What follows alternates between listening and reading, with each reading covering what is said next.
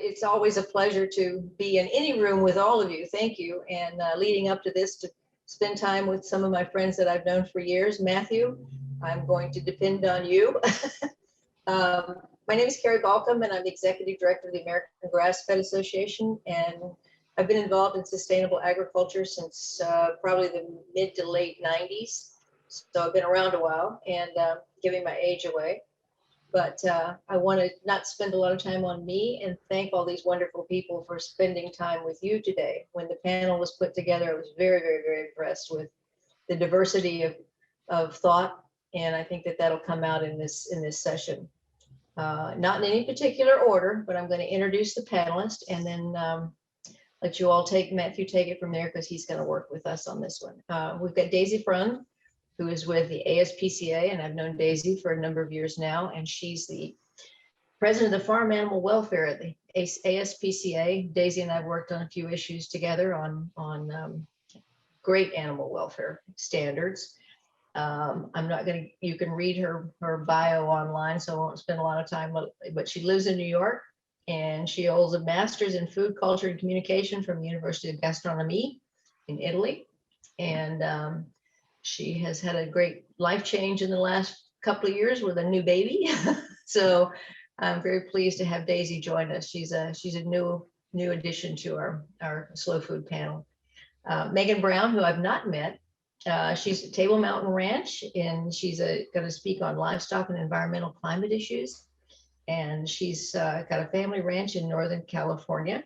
Like most of us kids who grew up on ranches, 4-H and FFA. Bachelor's degree of Science in Agriculture from Chico State, who's done great work on sustainable agriculture over the last many years. She's big on social media. She gets the word out. She's always part of what we're reading about these days, and we're very pleased to have her with us. Magali Locoli, I had not met again. She is quite the firebrand in the meat processor work, farmers work world. And I was just reading this morning, and several articles came through that she had been quoted in recently. And it's a very important issue to us right now with meat processing, because we found the holes in our meat system during the climate, the COVID-19 thing. So she is from Mexico. She lives in Arkansas now. That's quite a switch. She's working with poultry producers mostly. And she's with the Heal Food Alliance, co-chair of the National Steering Council on Interfaith Worker Justice. And she and I have a dual interest, because I grew up in Immokalee, and she's part of that coalition. So I moved there in 1954. We'll talk later, Magali, excuse me. Paul Willis, what can you say about Paul Willis that hasn't been said? Paul and I have known each other since his daughters were babies. And he's 5th generation. He's going to be around for another generation or two. He's the founder of the pork program at Nyman Ranch. He's one of the icons in our industry, and he's got a bio about 16 pages long. So I'll let you read that at your own convenience. I think the world of Paul, and I think everybody else on this call does too. He brings a great perspective from his view of the world. And Dr. P, she is joined us at the last minute, and I met Michelle through a coalition that we were doing with some listening sessions from the USDA. And Dr. P, I just got her bio, and she's wonderful. She's been very, very active. She's a veterinarian and a vet, and she's been working on food safety issues. She's created the Food Safety University, simplifying food safety and for business. She on-farm meat processing, which is a nice initiative that we're going to talk about a little bit today. So local economies is one of her strengths, and we're glad to have her. And just briefly, this handsome man to one of the ways over here with the dark hat on, who's trying to hide from me right now, Matthew Raiford, is a blessing to all of us. About 6th generation South Georgia farmer on the same land, which is itself is just something that warms my heart. He and I come from same roots in a lot of ways, and he's been as part of Slow Food for many, many, many years. He represented the United States at Terra Madre and cooked, and wouldn't let me cook with him because he was too busy. But we'll have that chance one of these days soon. So he and Jovan Sage, his partner, and his sister run that wonderful little farm in South Georgia, in Georgia, excuse me. And he's just got a book coming out. So I'm going to push that as well. So I'm going to let Matthew take it from here because we've got a lot to discuss. You've got great panelists, and I'm going to let Matthew take it away. So thank you all very much for inviting me, and let's hear from these wonderful folks. Go ahead, Matthew. It's all yours, bud.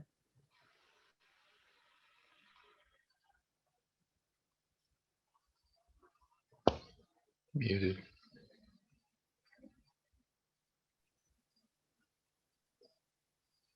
Matthew, you're muted.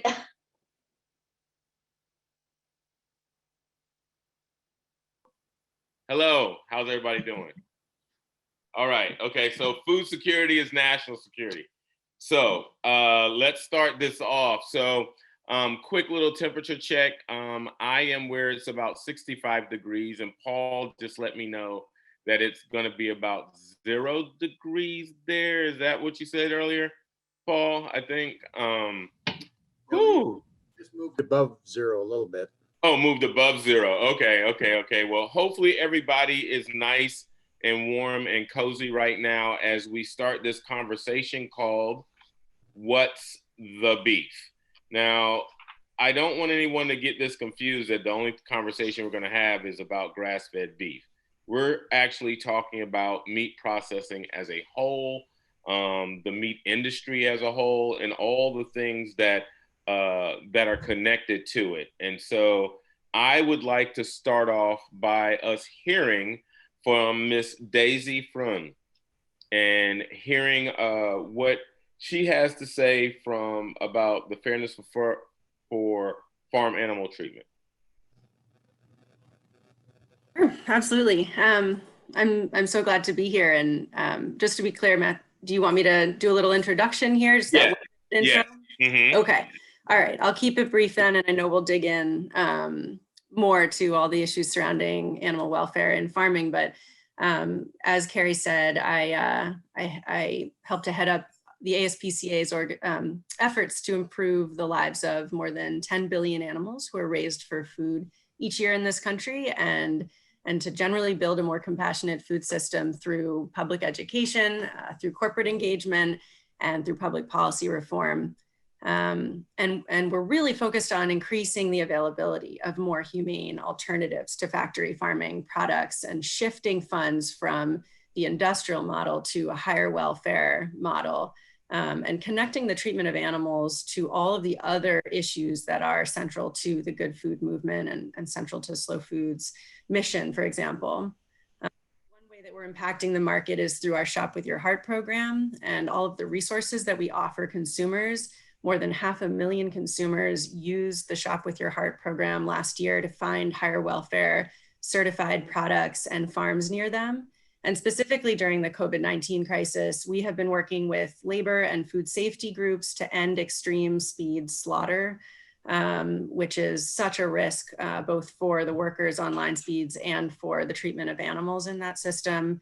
Also working to ensure that higher welfare farmers are supported through the crisis and emerge stronger, and that all of the funds that have been directed to agriculture do not go entirely to CAFOs and the industrial system, and really broadly ensuring that in this pivotal moment, we end the dangerous system of factory farming. And I am excited to talk more about that and some of the policies that we're advancing, but I'll keep it moving to other panelists. And I think, Matt, you're muted again. I'm muted. I'm gonna stay unmuted. That I know how to keep my mouth shut. So next we'll have up is, like Carrie said earlier, needs no introduction, Mr. Paul Willis from Nyman Ranch. Give us a little beef and pork background on yourself. Okay, I'm actually a hog farmer in Iowa, and that's how I started out. And it was a little over 20 years ago, or maybe it was well before that, but what was happening is confined animal feeding operations were starting to move in on us. And I was raising pasture-raised pigs, about 3,000 a year, and it kept getting more and more difficult to find a place in the market. We were kind of being squeezed out, and what I was doing became more and more unique. And I spent some time trying to figure out how could we possibly market free-range pasture-raised pigs. And eventually, through a friend of mine, I met Bill Nyman. He was in San Francisco, and I was here in Iowa.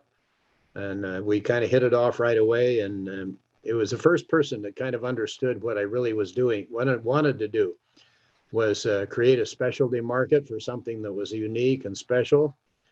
And it was becoming more so every day as these CAFOs were moving in on us. And so I shipped 30 pigs, February of 1995. Bill said, send me 30 pigs. How does a live animal from your farm end up in San Francisco? And he said, by the way, it's got to be there 5 o'clock Monday morning.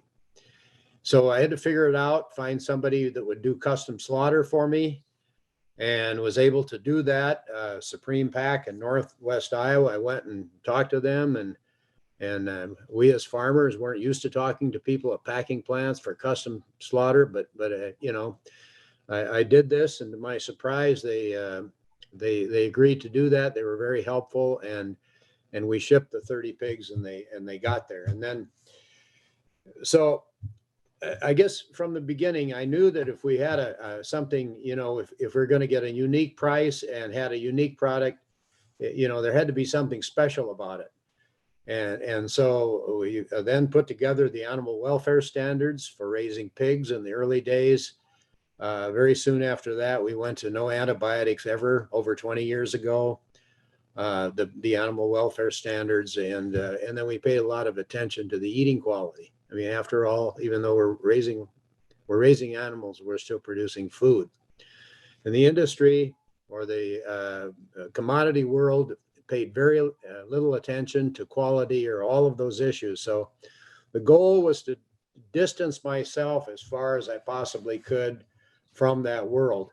And then eventually we not to get into all the steps in between, but create a national brand and bring more farmers in and pay farmers a fair price and be able to make them part of the national market through a national brand and pulling farmers together in a co-op like business. So that was kind of the beginning.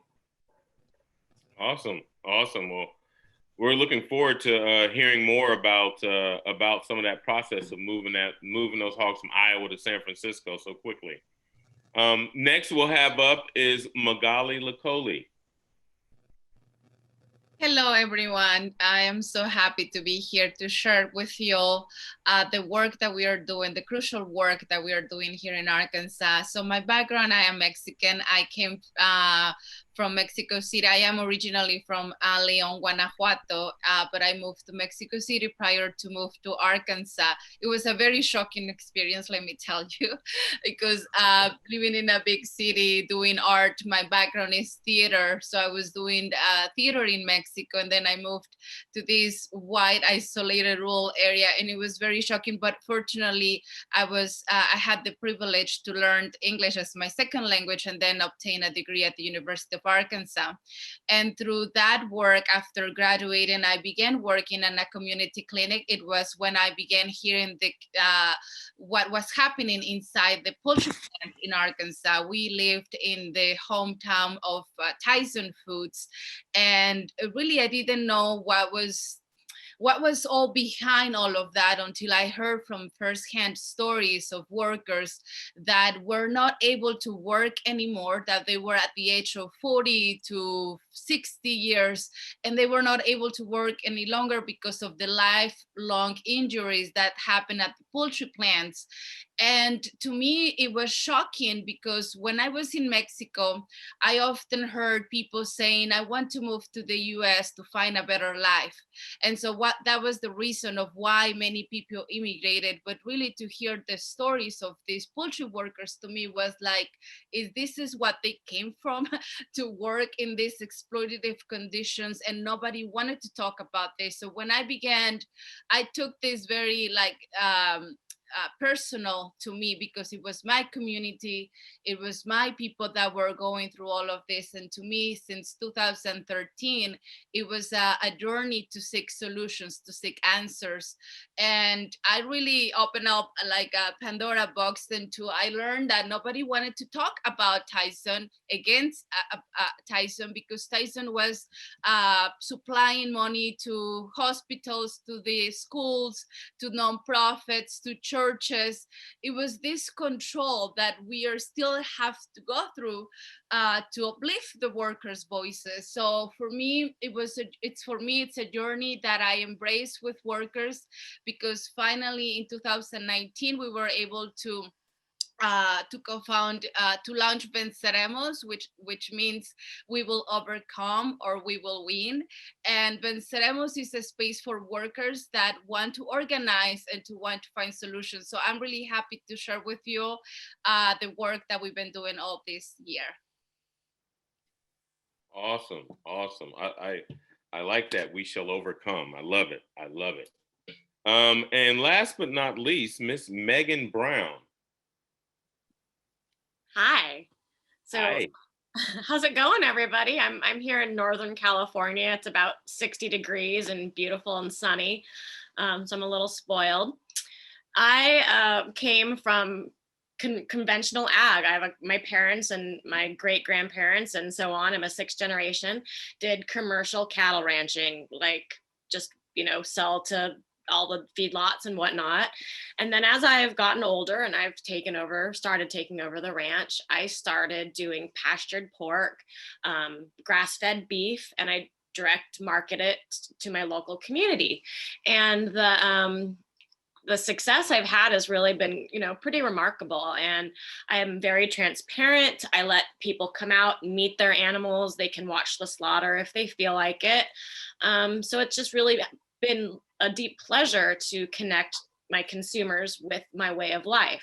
And my social media plays a huge part of that. I'm very transparent. I used to get in a lot of trouble for what I showed. And when I stopped backing down, showing a custom exempt slaughter or why we did this or why we did this, I started getting left alone, and that was what I was known for. And over the past couple years, 5 or 6 actually, I have kind of been at ground zero for climate change. I've been through 3 major fires. Our ranch has burned up. I've been through a flood. I've been through droughts. I've been through insect attacks. We had literally biblical proportions of grasshoppers come on our ranch and eat our grass, so we had to sell cattle. So I've become very outspoken for climate change and also social justice. Because of my outspokenness on social media, I have received a lot of flack from my ag peers, and I've been, I've had rape threats, and I've experienced more sexism than in the past 5 years than my entire life. So that's kind of my thing. That's what I'm doing here, and it's a real pleasure to share my story. Awesome. Thank you so much for sharing just that small intimate portion that you just did. And I'm totally remiss. I did not mean to say that Megan was going to be last. Dr. Michelle Finstall will be the last person. If you would like to introduce yourself and tell us a little bit about Food Safety University. Thank you so much for the introduction.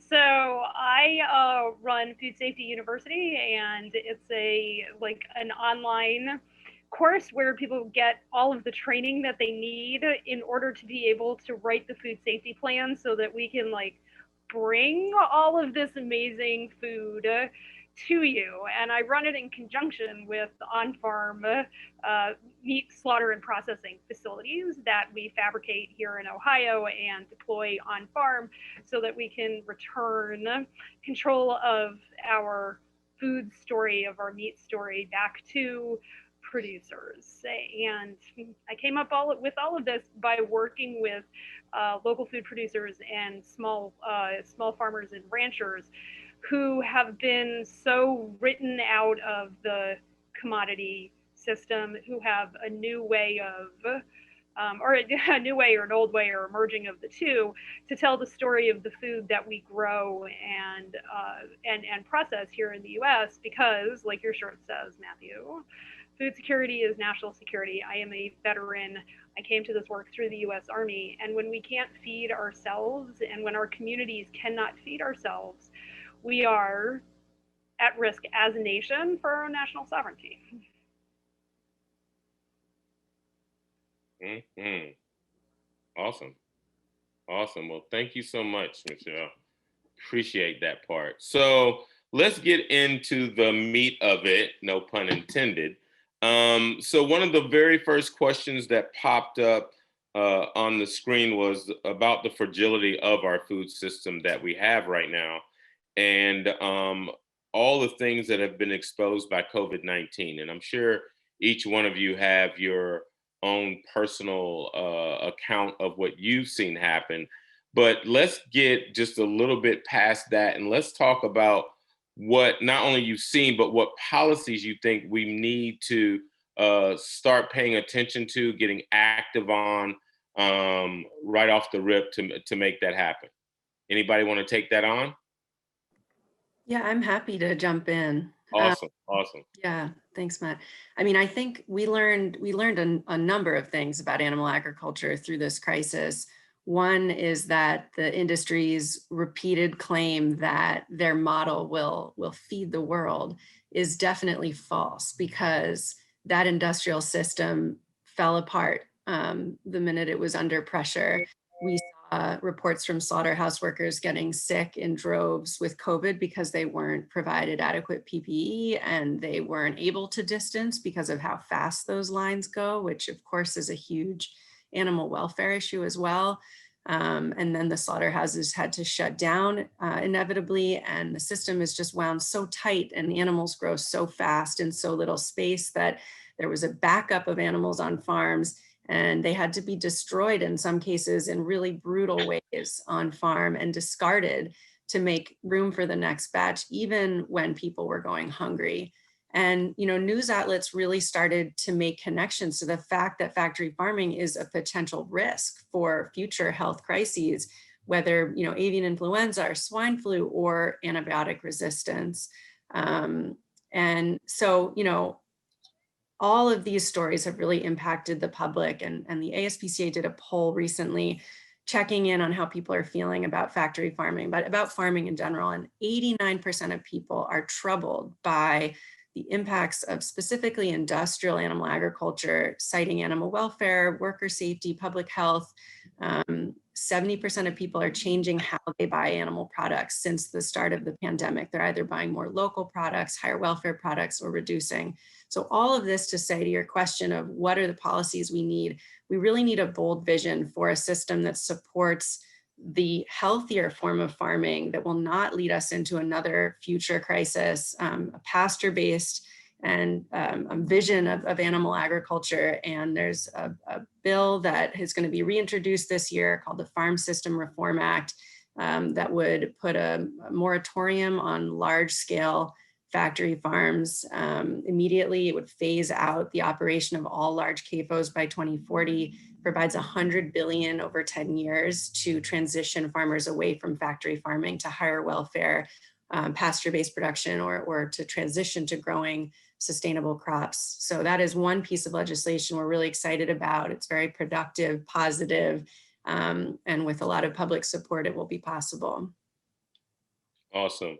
You mentioned something just a moment ago about the animals on pastures and things like that. One of the questions that was brought up was, what does someone do when you're trying to make sure you're not using any antibiotics or anything like that when an animal gets sick? Like what do we do? What's out there for us?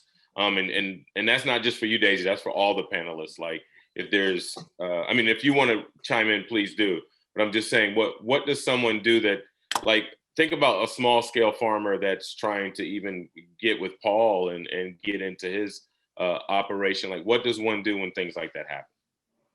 Yeah, I'll keep, because yeah, Paul and Megan can answer better, but you know, really smart certifications have found a way to allow for the treatment, like Carrie's AGA certification, to allow for the treatment of animals when they're sick, but not to use antibiotics in a preventative way to prop up an unhealthy system.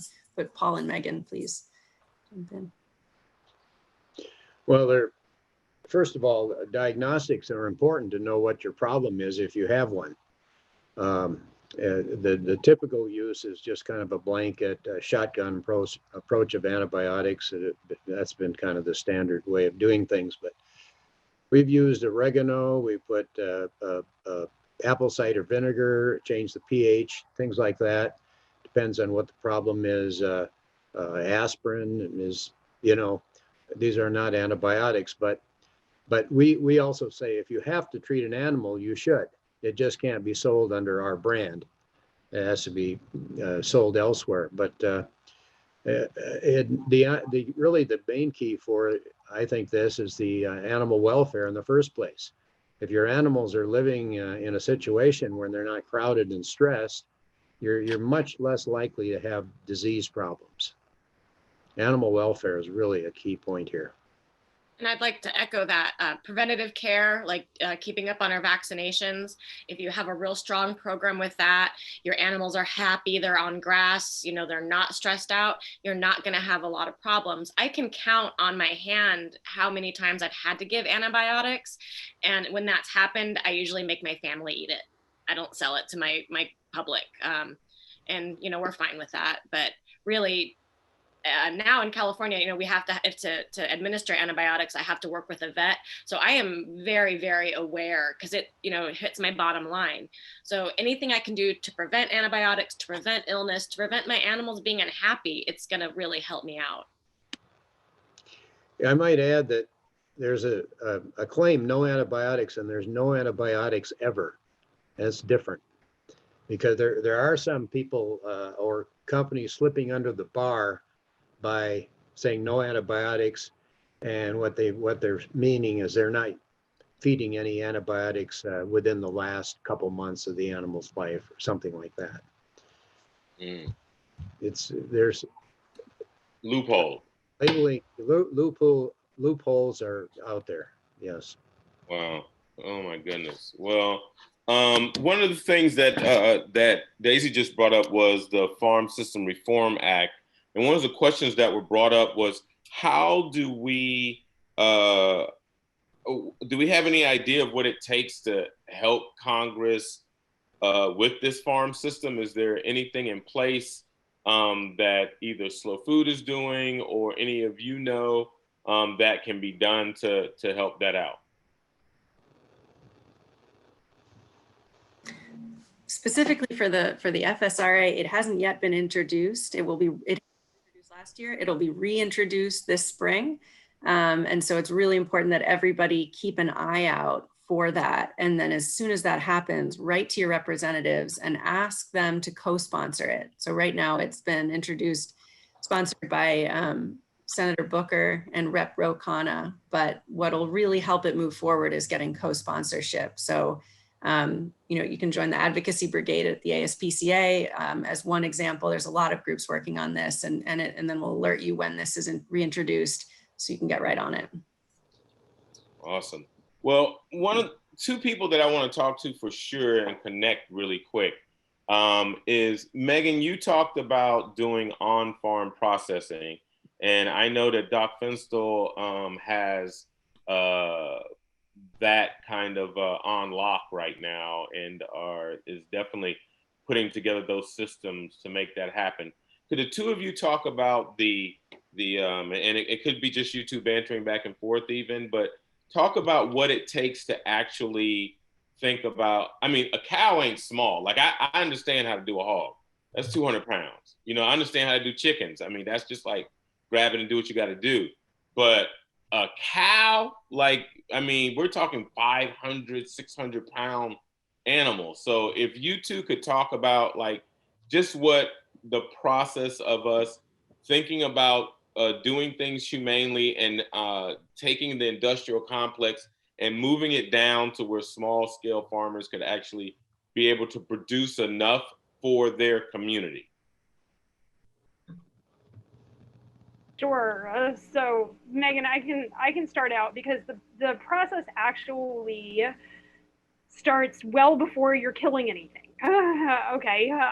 So we all we are all, I'm sure, really into the idea that think first, act second, because if you don't do it that way, then you can't have humane on-farm killing.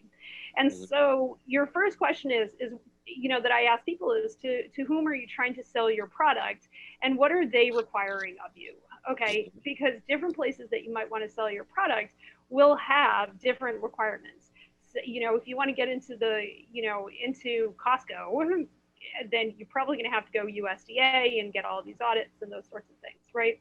If you want to feed your neighbors, however, there are a lot of other laws that you can utilize. And when we look at on-farm slaughter, most of us are talking about custom exemption. And what that means is that you are exempt from the documentation rules of the Federal Meat Inspection Act and the Federal Poultry Products Inspection Act.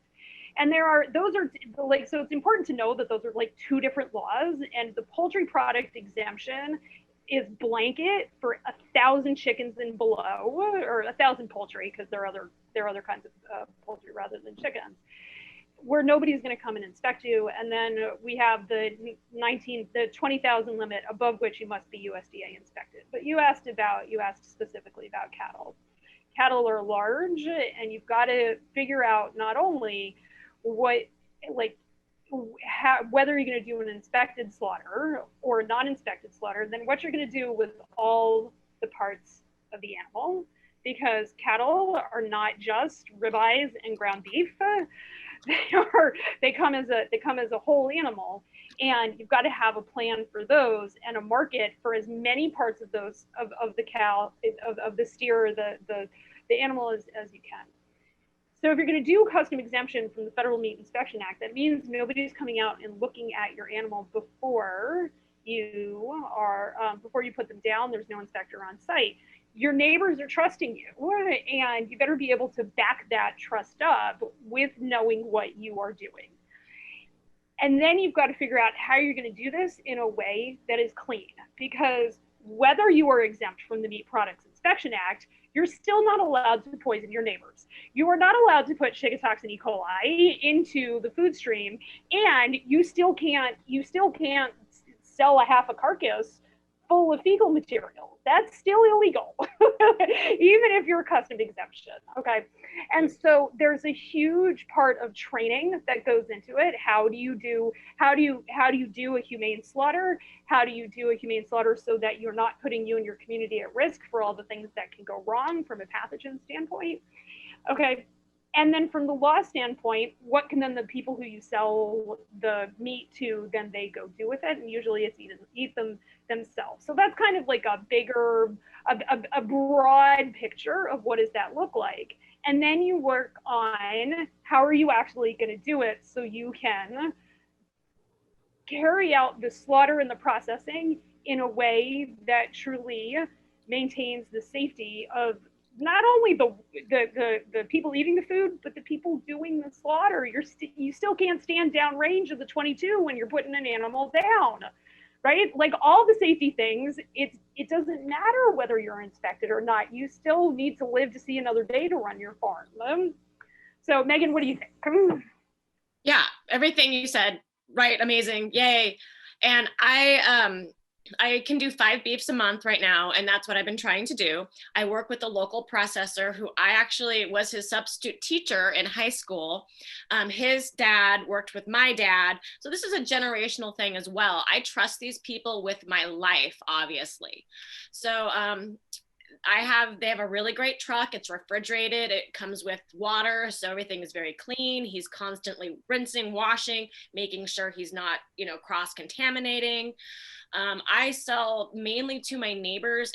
first started with like a school teacher and my family, and then word kind of got out of what I was doing, and I consistently try and get better quality. So I'm putting out a product that's really, you know, better and better. I'm being completely transparent. I'm trying to make it affordable. Like, I'm not trying to, you know, I see some people go down that avenue, but for me, it's really important that everybody has access to my meat. And that's just something that I do. But custom exempt is really great for small producers like me, and for a community that likes to know where their meat comes from. And during COVID, I couldn't keep up with demand. I still can't. And I hope this trend continues. And I think it will, because, you know, getting a half a beef, half a beef, it's not something like a everyday Joe is going to do. They're going to go to the store and buy their steaks and their burger, but suddenly you're getting like a 400-pound, you know, half beef, maybe 350, and you're going to have all these roasts and cuts that you've never seen before. So it's kind of important that you, as a producer, can kind of back that up. I cook a lot, so I'm like, if you need recipes, let me know. And that's, you know, part of it. So you have to really kind of be hands-on. And now I have a core group of consumers that they've been doing this for 10 years, and they want their beef in September. They know they want it on 120 days of, you know, maybe a little extra. We have a famous brewery here in town, so I try and get some of their spent stuff to use. So it's really been a great community project for me. And I think custom exempt is a really great option for those who can use it. Awesome. You know, one of the conversations that's also being had, I would say, across the United States is, you know, can small farmers feed the world? And Carrie and I have had this conversation back and forth, is that small farmers can feed their community. And I like how you're saying this, Megan, that the small farmer that you as a small farmer are trying to take care of your community. You're not trying to feed the whole world. And because you're concentrating and spearheading your energy into that direction, I see we're doing some really good partnerships with your community is definitely falling into place. That's really good to hear. Well, guess what, Magali? I know that you were waiting to just chime in here, and I got 4 questions that are for you specifically, because it has to do with workers, and it has to do with workers not just on the large scale industrial complex, but also on small farms. And so, because, you know, we want to work, we want to pay people a living wage, right? And then we want to also fight for people that aren't getting paid a living wage. And so can you talk to that and how you see what this initial conversation we're having right now can help move that? I know you've had some conversation with folks like Tyson and some other folks. So if you could kind of talk to us about the work that you've done, you know, in the big areas, and then what you think us as small farmers can do to help rally some support for those workers to, you know, even move them from where they are into our operations even. Well, thank you for that. And I think it's important to understand why these workers exist, right? Why is that these workers came to Arkansas? For example, the majority of the workers working in processing plants in Arkansas come from Mexico, El Salvador, recently are coming from Puerto Rico, and we have a big population of Marshallese from the Marshall Islands. And now recently, the demographics are changing because many refugees are coming. So I think it's important to understand, well, Arkansas employs nearly 30,000 processing workers to work in this industry. And it's often people come to me or questions about why they don't quit the jobs, right? Why they don't find other solutions, because the situations are really bad, the working conditions are really bad. And it's just to really understand the immigration, to understand that these companies brought these people, like actually Tyson was smuggling Mexicans to come illegally to these processing plants. And then after that, the companies were given $50 in bonuses to bring their family members, friends, and whoever they wanted. So they were giving them this $50 and bonuses. So a lot of people also immigrated from California. A lot of immigrants immigrated from California, Mexicans and Salvadorans immigrating from California to work in these processing plants. And really, like, we lived in a rural community. Most of these processing plants are located in wide rural communities. And it's so hard for workers to quit just the work and just find another job. It's just very difficult to find jobs for nearly 30,000 employers that are working in this industry. So really is like the mass production, chicken is the most consumed meat in the US. You know, everybody loves the chicken wings, the nuggets. And so to really say that how do we change that is going to be lots of years of trying to figure it out, how to dismantle this corporate structure and the meat industry itself. So to answer your question, venceremos, it's because of the huge and deep issues that workers have to go through.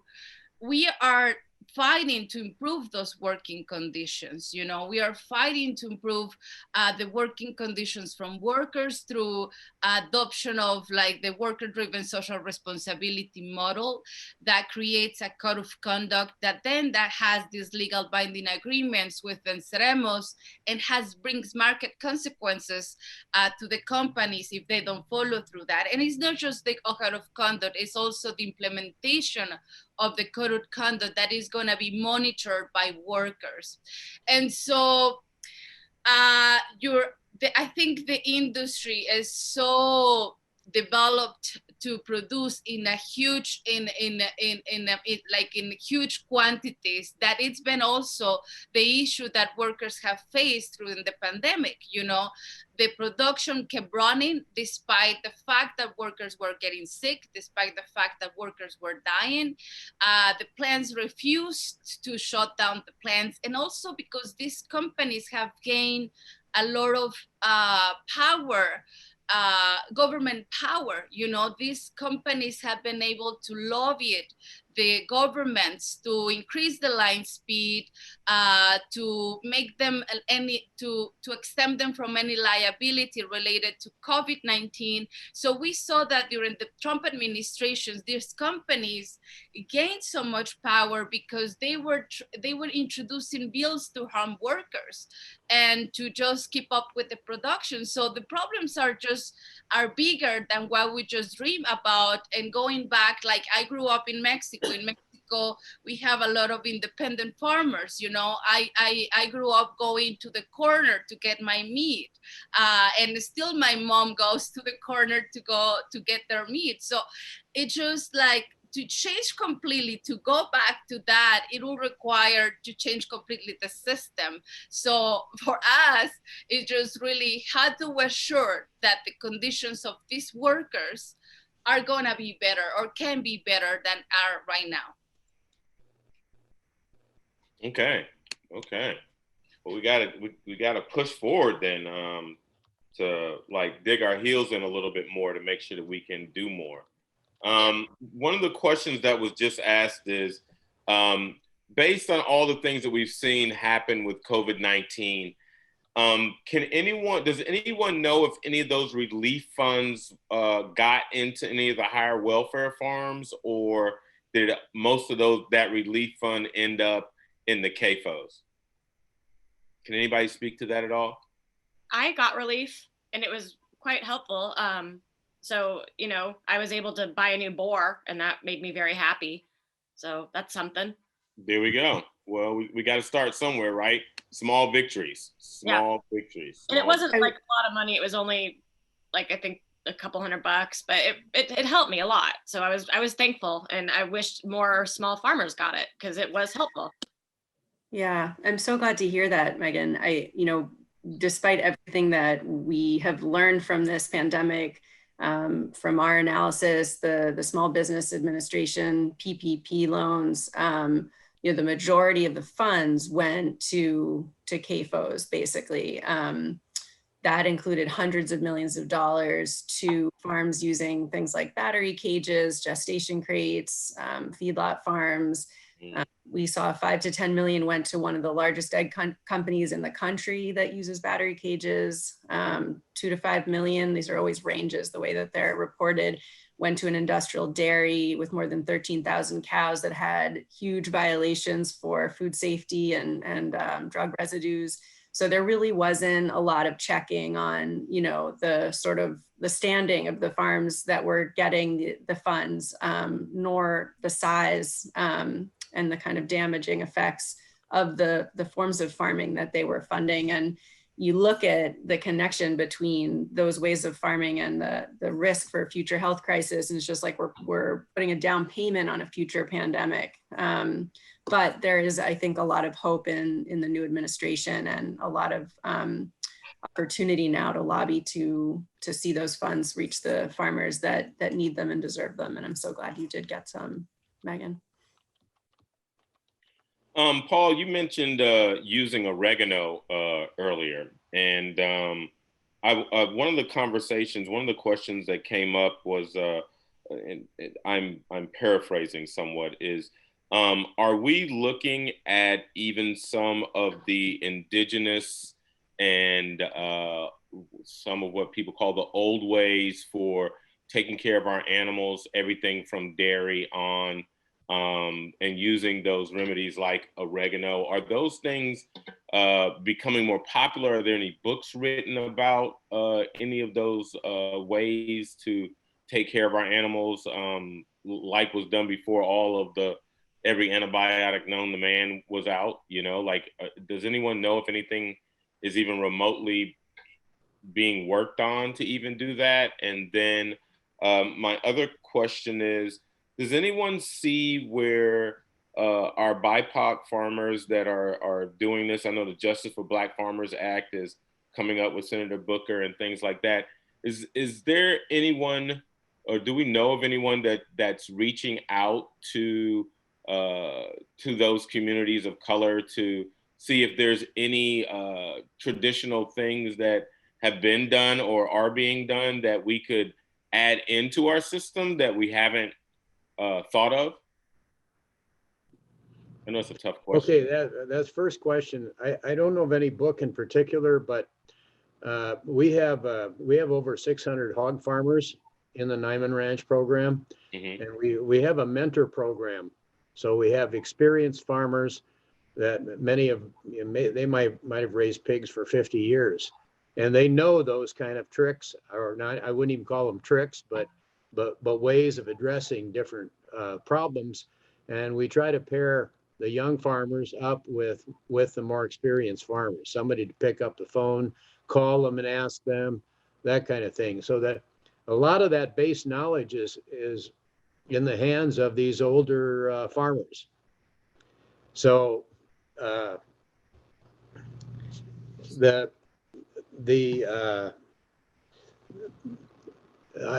worked in North Carolina with a lot of the African American farmers, probably about 10 years ago, and we had a trouble with a packing plant. We had 30 some farmers there that were part of the Nyman Ranch program, and we had to pull out because the packing plant couldn't, they just couldn't do the job. And those farmers organized themselves and approached Whole Foods and got their own contract, which was better than what we actually had in the first place. That's awesome. And yeah, even in northern Georgia, I worked there a little bit. You had a couple of farmers there. So in California, we've been having, massive wildfires, and finally, we're starting to see more indigenous practices and people being welcomed into the conversation.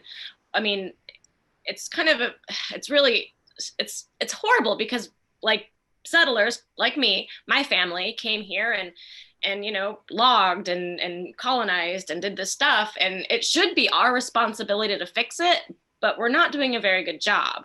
So I've noticed especially the past couple of years, because of the fire, our local tribes are stepping up and using controlled burns and practices they've used for thousands and thousands of years. And I really hope to see more of that. I've got a couple really great friends that have influenced me a lot, and I'm trying to get their voices out because they've helped me learn so much. And I want to eventually, when I get the opportunity, I want to open my ranch back up to our local tribes. I've got some family issues. I can't quite do that yet, but that's my end goal is kind of a give the land back or give the access back. And I think that's really important. And that's something agriculture really needs to start talking about, especially in areas where we still have tribes. Mm-hmm. Definitely. Well, thank you for bringing that up, Megan. That's amazing. And the fact that you're even thinking about putting that together.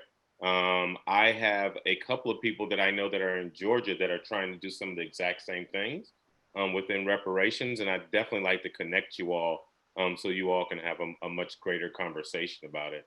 Paul, you brought up something also when you said, and Megan both, when you all talked about our elders. And I think that within this conversation, we have to think about our elders. Like we have to think about those folks that, Paul, you mentioned mentoring. I love the fact that Nyman Ranch has that in place. It's not like we just throw a farmer out and be like, raise my pigs and here's the book, you know? And I really do believe that one of the things we have to really think about, I know in the Black community where, you know, one of the things and I'll share a quick little story of mine is, you know, I went to UC Santa Cruz to Center for Agroecology and Sustainable Food Systems. And when I got back and was explaining to my Nana, like all this stuff that I had learned, she just kind of looked at me, and I was sitting next to her, a little bit lower than her. And she looks at me and goes, baby, you went to school to learn that? Like you just wasted all your money. And I, you know, when I look back at it now, I made some really good friends. I met some really good allies at that program. But I think that one of the things that we have to as a community, and especially with us talking about slow food, is reaching into our community and talking to those elders or those people that have been doing it for years before us, so that we can definitely kind of, how would I say this? So we can definitely galvanize our communities a little bit more. And then also be able to show that more of our communities are alike than they are apart from each other. I have another question for Magali, if you're okay with me asking you another question. So one of the questions was about as we start to work with farm workers, what is, and I saw the Cesar Chavez comment that was put up there.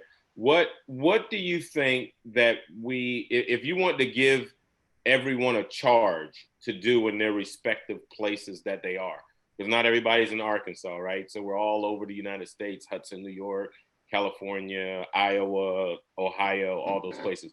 What would be the thing that you would tell us or ask us to do to help these workers that are in our area?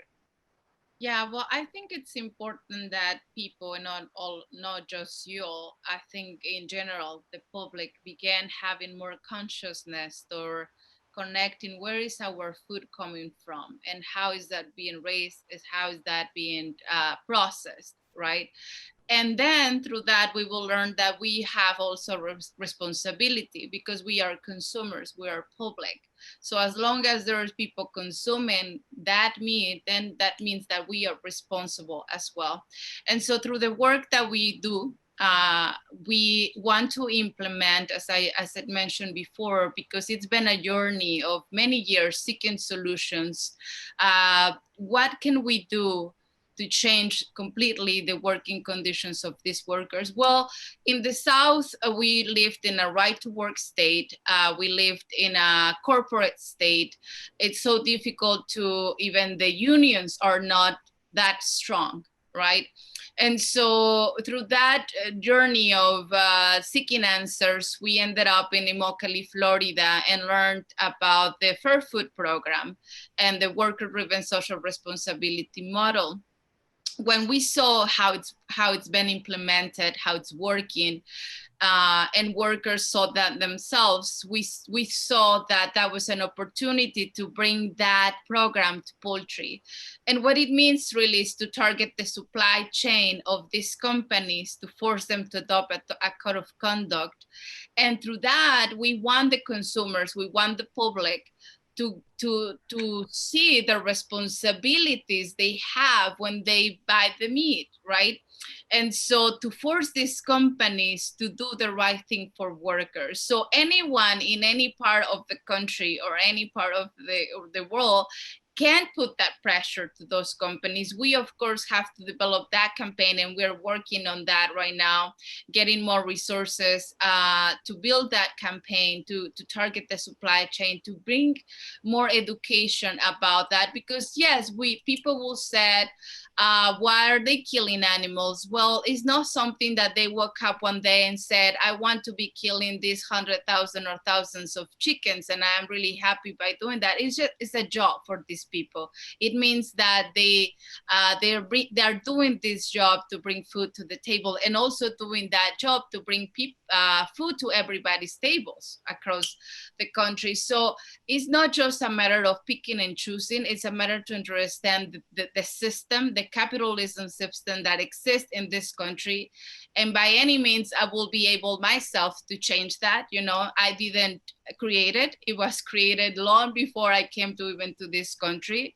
So we need to bring that consciousness across to everyone to understand why these workers are also victims of this system, and what we can do to uplift and to bring justice to these workers. And that's pretty much what we want you to do.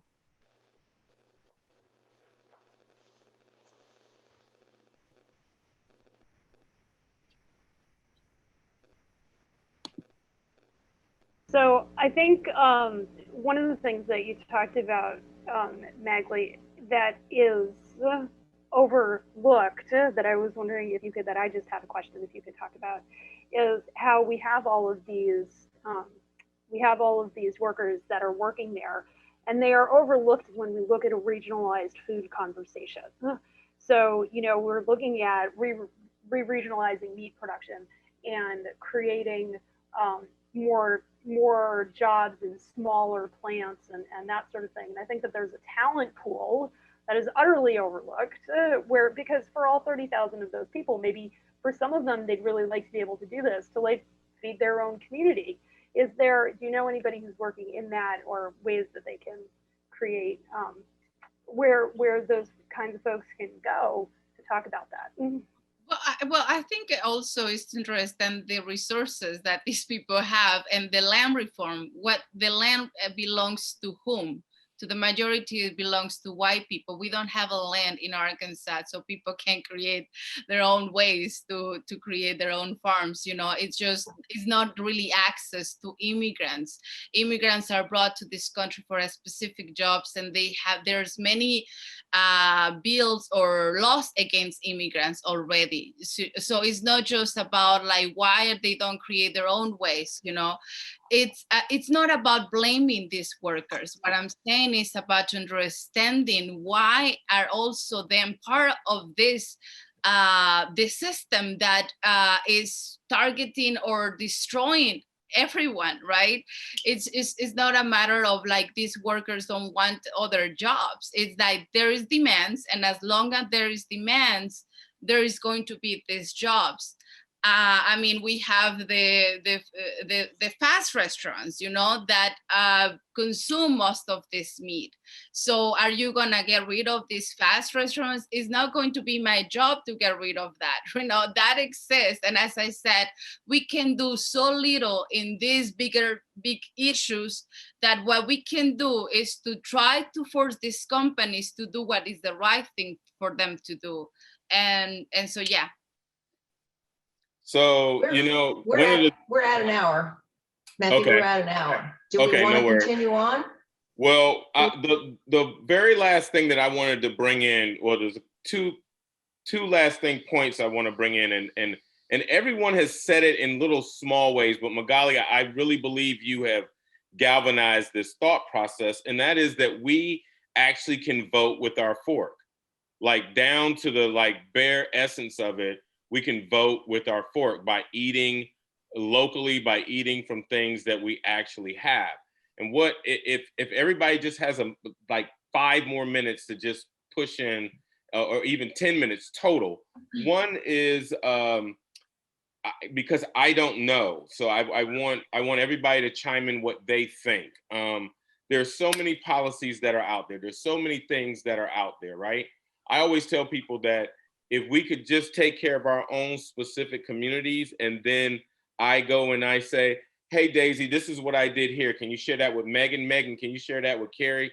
And if we did those little things, that then we could galvanize the United States a little bit better. And what I want each one of the panelists to tell me is, if they had a mission, a little short blurb that they could say for 2021, how would you tell folks that are listening to this from Slow Food USA how they should vote with their fork rolling into 2021?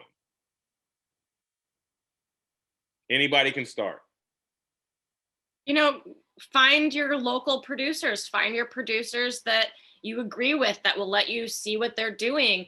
You know, people like me, really 1 or 2 more clients in my operation helps me so much, and I can grow incrementally. And that's what I've been doing really slowly this year and last year, is growing my own herd and doing these things that, you know, benefits the community and benefits my neighbors. And I'm trying to use my knowledge to create new small farmers. And that's really important to me. And that's something I've been working on really hard the past couple of years.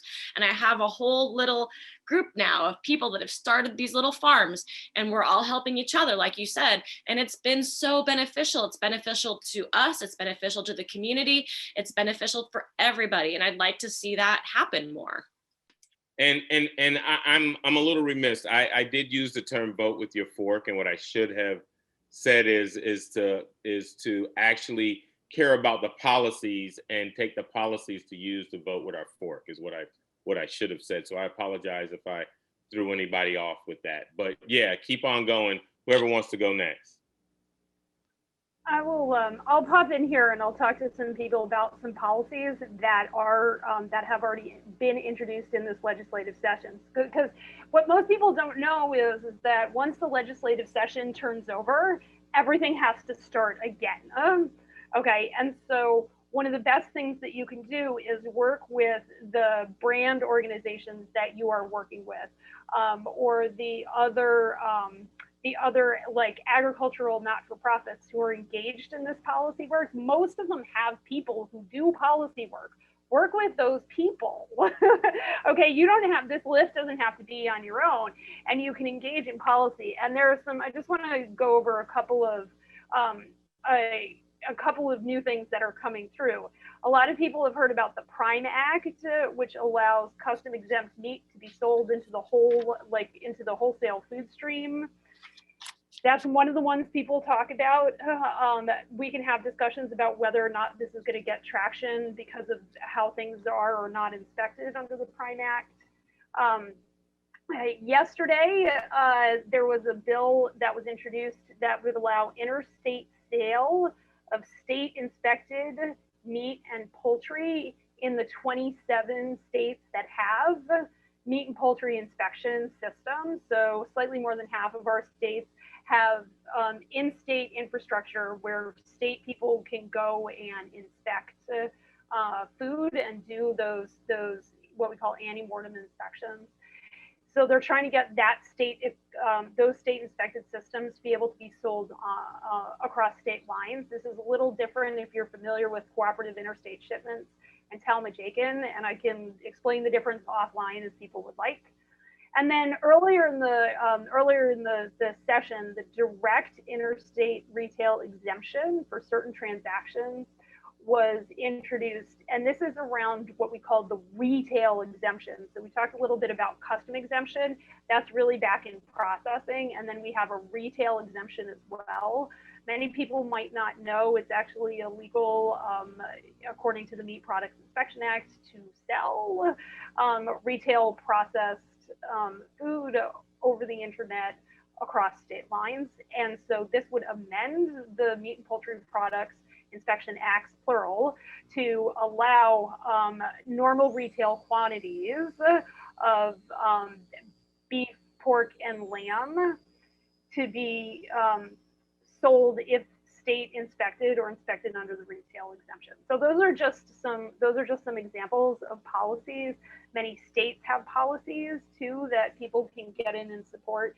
And then I would say if you're in one of those 27 states that has the meat and poultry inspection, please support funding your meat and poultry inspectors. I help people start inspected plants, and I have called so many states and they've said, you can apply for a state inspection, but it doesn't matter. We can't give it to them because I have no inspectors and I have no funding to give. I have no funding for a position. And so it's incredibly important that if we want to re-regionalize our food infrastructure, that we fund the inspections that allow these products to be sold.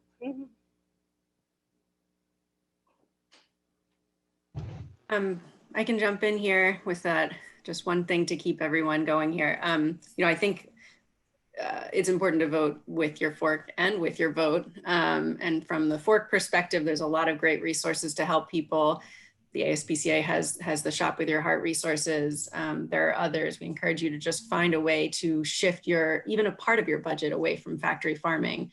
But on the policy side, on the voting side, we have an administration that has identified their priorities, their climate change, racial justice, economic recovery, and COVID-19. And while factory farming isn't explicitly on there, it intersects with each of those topics. So it's all of our responsibility to bring up every time, lawmakers are focused on one of these pressing issues, that they can't really tackle them without addressing how our food system intersects. And would just keep pushing for a more humane, compassionate, sustainable food system that will inherently begin to take on the issues of climate change and racial justice and economic recovery, and certainly get us through this crisis in a better shape. The Farm System Reform Act is one thing to keep your eye on, but it's also really important to act now to slow down these line speeds and shift funds to higher welfare farmers. And people can go to aspca.org/humane farming and take action there. I just wanted to add that Nyman Ranch has done something that's kind of unique in the fact that we've created a marketplace and a place for young farmers to get started. So our average farmer age is 43 years old compared to farmers in general, which is like 65. And it has to do with opportunity, access to market, things like that. And one thing I've noticed over the past maybe 15 years is that the policymakers, whether it's the USDA or the House or the Senate, there is some access. Prior to that, unless you were with a large commodity group, nobody was going to listen to you. Things have changed from that time, and I think the point is that we, as non-commodity agriculture, we have a place at the table, and it's an important place. And just what you said, Daisy, I think access to these particular issues are available. And there's a lot of people on this, maybe not everybody can go to Washington, D.C., but you might, I've done it in the past to do some talking to some groups, or the antibiotic issue, for example. We've been a company that there was a lot of pushback on that, but we were there as a company that proved that it could be done. So just engagement. Anyone else? I know we've definitely hit our hour mark, and I've tried to put in as many of our questions as I possibly could in this amount of time. Was there anyone else that wanted to say anything? I'm sorry, did I cut somebody off? Well, The only thing I wanted to say, and I'm not on the panel, but I just wanted for the consumer who hears a lot about greenhouse gases and methane in cattle production, probably one of the best visual representations of how methane differs in pasture-based production and CAFO production is Sacred Cow. If you haven't seen the movie, please do, because it explains how pasture-based methane is different. And so that gets the conversation started with climate change. And I know we need 5 more hours just today to start on that, but I just wanted to make sure that you are aware that as a consumer, when somebody says that cattle or beef production is caused by methane and that's bad, take a look at that if you have a chance, or read the book. So it's a little plug for the book, but I'm not getting anything for it. But I wanted to say that. Well, I want to thank everybody that was on the panel. Magali, did you want to, it looked like you wanted to say something. Did you want to say something? I just wanted to add that people should support the Safe Line Spits in COVID Act, just to stop the waivers in companies to increase the line speed. Last year, during the pandemic, the government gave waivers, the USDA gave waivers to some companies to increase the line speed to 174 birds per minute, and that needs to stop. So this bill is very important and crucial for the safety of the workers. Wow, yes, please, please, please. Well, I want to thank everybody for being on this panel. I appreciate all of you all's comments. I am hoping that, you know, I've done several panels over the last year, and I have tried my best to keep us all in contact in some small way. Carrie and I have been, seems like we've been on several things together, even though I don't even think we knew we were going to always be on them. But let's look at all of us trying to stay in touch. I know a lot of us put our IGs in the chat. If you haven't already, as a panelist, please put your full name and a way for someone to possibly contact you that won't fall off in the spam some kind of way. And we had a lot of conversation today, and I appreciate every one of you. I'm looking forward to 2021, and I'm hoping we can do this again and take from what we have right now. I know it's been recorded, but for us to watch it individually again, just to see what was shared, that because we were in the thick of it, we didn't necessarily pull in for our own selves at the moment. So, and all that being said, that's all I have for today. Again, thank you all. Carrie, is there anything else that you'd like to chime in and say? I just want to say thank you. And again, the people who are working on policy, I know it's a rabbit hole. We all do it. We spend a lot of time in Washington and on the phone, and American Grassfed's part of that with the Family Farm Action, working with Daisy at ASPCA, with SLO now, you know, with their initiatives and trying to get up to speed. So just make sure you're aware. And the other thing, and I want to say thank you for including me in this, is that don't just like something on Facebook, reach out and send a comment into your legislators, excuse me, but vote with your vote and make sure they're aware of you, of your comments. So thank you again.